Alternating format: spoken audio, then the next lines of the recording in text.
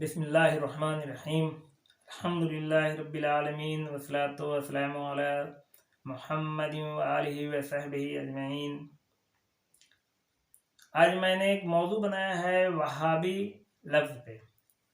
چونکہ لوگ اس لفظ سے بیچارے عوام لوگ بہت گھبراتے اور ڈرتے ہیں، اور اگر کوئی بندہ نماز روزے میں تھوڑا انٹرسٹ زیادہ لیا، دلچسپی لیا اور کچھ خرافات سے وہ خود کو کنارہ ہوا تو اسے وہابی کا فتویٰ لگا دیا جاتا ہے کہ وہابی ہو گیا، یہ وہابی ہو گیا، اب یہ نماز پڑھنے لگا ہے، اب یہ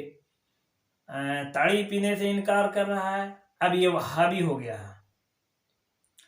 تو وہابی پہ میں بات کرنا چاہ رہا ہوں کہ وہابی جسے کہا جاتا ہے وہ تحریک اہل حدیث ہے،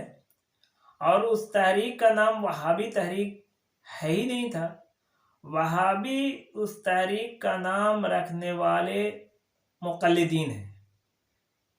جنہوں نے اپنی دفاع کے لیے ایک بہترین فارمولہ سوچا کہ اس تحریک کے بانی کا نام تو محمد ہے، چونکہ ان کا نام تھا محمد بن عبد الوہاب، تو محمد نام اگر محمدی تحریک کا نام رکھ دیتے ہیں تو لوگ ان سے اور زیادہ جڑ جائیں گے اور زیادہ قریب ہو جائیں گے، تو محمدی نہ رکھ کر کے وہابی کہہ دیا تاکہ لوگ بھڑکیں، گھبرائیں اور چڑ جائیں اور انہیں نامسلم سمجھیں، اسلام کا دشمن سمجھیں، جبکہ ان سے اور دھوکہ ہو گیا، یہ مقلدین سے دھوکہ ہو گیا وہابی کہہ کے، چونکہ وہاب نام اللہ کا ہے، محمد تو نام رسول اللہ کا تھا، وہاب نام اللہ کا ہے۔ اب محمد رسول اللہ صلی اللہ علیہ وسلم کا نام نہ رکھا تو اللہ کا نام رکھ دیا بکا کے، تو وہاب جب نام اللہ کا ہے تو وہابی لفظ اللہ سے بنا ہے، تو یہ برا تو ہوا نہیں، معاملہ تو ٹھیک ہی رہا۔ اب ان کے اندر خرابی کیا تھی جس خرابی کی وجہ سے مقلد نے، جو کہ تقلید اسلام میں حرام ہے، مقلد اسلام میں ایسا حروف نہیں ہے، ایسا مقلد اسلام میں ہے نہیں، سب کے سب لوگ مسلم ہونا چاہیے، مسلمان ہونا چاہیے، تقلید اسلام میں جائز نہیں ہے، رسول اللہ صلی اللہ علیہ وسلم کی شریعت ہے، اسی پہ چلنا ہے، کسی اور کی تقلید کرنے کی گنجائش اسلام میں نہیں ہے۔ تو یہ حضرت جو تھے انہوں نے بدعت سے بیزاری کا اظہار کیا، چونکہ دین میں خرافات بہت بھر چکی تھی، 4 صدی ہجری سے دین میں خرافات، ملاوٹیں، بدعات، شرکیات بہت زیادہ گھس چکی تھیں۔ بادشاہ کی پسندی، جیسے کہ امام احمد بن حنبل رحمۃ اللہ علیہ کا بھی واقعہ ہے کہ قرآن کو مخلوق کروانا چاہ رہا تھا مامون رشید، انہوں نے نہیں کیا، ان کے لیے کافی ان کو صحبتیں دی گئیں، شہید کر دیا گیا کوڑا مار مار کے، مانو گش لو۔ تو اس وقت کے علماء جو تھے وہ 4 صدی ہجری کے بعد میں کافی بدعات کو جگہ دے دی اپنی جان بچانے کی خاطر، اپنی حکمت لگا کر کے، لیکن یہ تحریک بانی محمد بن عبد الوہاب نے ان سب کو ریجیکٹ کر دیا، کہ چونکہ میرے پاس حدیث ہے، نبی صلی اللہ علیہ وسلم کا فرمان ہے فَإِنَّ خَيْرَ الْحَدِيثِ كِتَابُ اللَّهِ وَخَيْرَ الْهَدْيِ هَدْيُ مُحَمَّدٍ صلی اللہ علیہ وسلم وَشَرَّ الْأُمُورِ مُحْدَثَاتُهَا وَكُلُّ مُحْدَثَةٍ بِدْعَةٌ وَكُلُّ بِدْعَةٍ ضَلَالَةٌ، یعنی کہ بلا شبہ سب سے بہترین کلام اللہ کی کتاب ہے، اور سب سے بہترین طریقہ محمد صلی اللہ علیہ وسلم کا ہے، اور بدترین طریقہ دین میں نیا عمل ہے،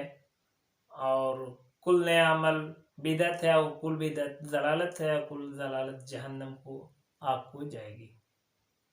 تو پھر ہم کل بدعت یعنی ہر نئی بات دین میں غلط ہے تو اس کو انہوں نے چھانٹ دیا، ریجیکٹ کر دیا، کہ جو باتیں اللہ رسول سے ہوں، صحابہ کرام سے ہوں، اس کے مانی جائے، اور باقی کو ریجیکٹ کر دیا جائے، چھوڑ دیا جائے، ہٹا دیا جائے۔ ان کو نہ ماننے سے ہم مسلمان رہیں گے، اسلام سے ہم ہٹ نہیں جائیں گے، نہ ماننا یہ دین کے استحکام کی بات ہے. جبکہ نبی صلی اللہ علیہ وسلم کی پیاری زبان من اتانی دخل الجنہ موجود ہے کہ جس نے میری اطاعت کی وہ جنت میں داخل ہوا. تو پھر امام کوئی ضرورت نہیں، تقلید کی کوئی ضرورت نہیں. اللہ نے قرآن میں کہہ دیا من یطیع رسول فقد اطاع اللہ، جس نے نبی کی اطاعت کی، رسول کی اطاعت کی، اس نے گویا کہ اللہ کی ہی اطاعت کی، اللہ کی ہی فرما برداری کی. تو کلیئر ہو گئے کہ دین محمدی، محمد رسول اللہ صلی اللہ علیہ وسلم کا طریقہ، عمل، حکم سر آنکھوں پہ ہے اور اسی کو ماننا ہے. تو یہ محمد بن عبد الوہاب صاحب رحمۃ اللہ علیہ نے خرافات کو اور بدعات کو ماننے سے انکار کر دیا اور سیدھی سی شریعت جو شریعت رسول صلی اللہ علیہ وسلم ہے اس پہ وہ چلنے لگے، صراط مستقیم پر چلنے لگے. چونکہ من اتانی دخل الجنہ، جس نے نبی کی اطاعت کی وہ جنت میں داخل ہوا.